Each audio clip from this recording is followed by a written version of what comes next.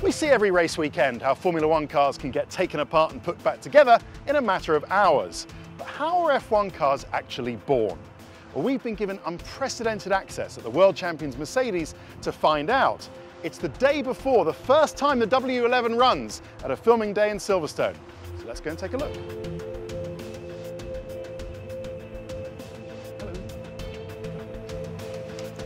Oh, on-brand green, like it. Putting together an F1 car for the first time is a bit like packing a suitcase for your holiday, except that someone else is making your clothes, your shoes are being tested by a man with big feet, and your actual suitcase will only finish being made 5 minutes before the taxi comes to take you to the airport. So when did this all start? Started in November, December of 2018. Oh, wow. There would have been the chief designer thinking about it. Yeah. There would have been a couple of his trusted lieutenants in the concept group, their equivalents in the power unit side of the company. So maybe 5 or 6 people. It all seems very calm and there's no one rushing in with a last-minute box of bolts that needs to go somewhere. Is this one under control? Are they all as calm as this? Well, it isn't as calm as it looks. There is a furious amount of activity going on. It's just it doesn't really do anyone any good to have people running around with their hair on fire. There's still a lot to be ready to get done even for tomorrow.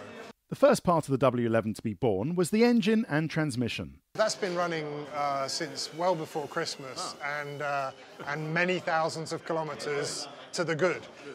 There was a time, you've got to go back a bit, but there was a time when all this stuff would get bolted together the night before the first day of winter testing. Yeah.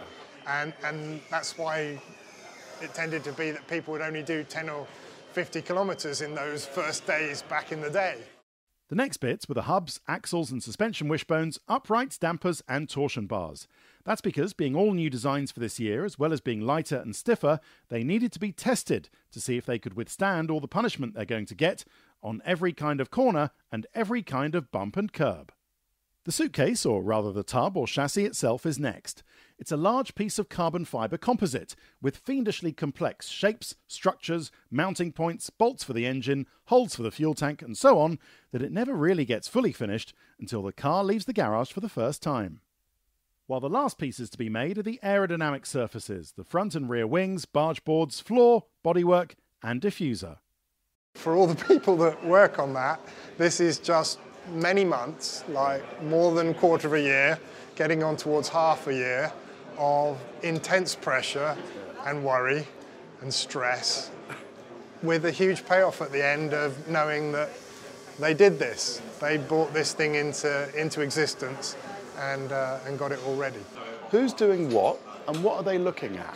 The guys at the front of the car, the people who actually physically bolt it all together. That's the crew that you'll see all the way through the year in the garage, who fix it when it crashes into a wall and who strip it down at the end of sessions and rebuild it for the next session.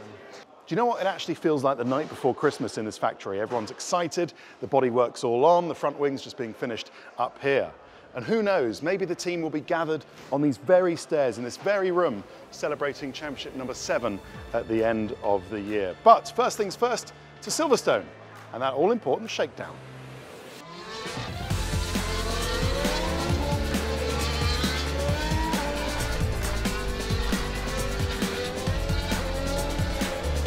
While they finish off the photos, I've got to say it's all gone rather well. The car ran reliably, they got all the systems checks done, they did their 100 kilometres, and the drivers were happy with no major surprises. So it's ready to race, and that is how an F1 car is born.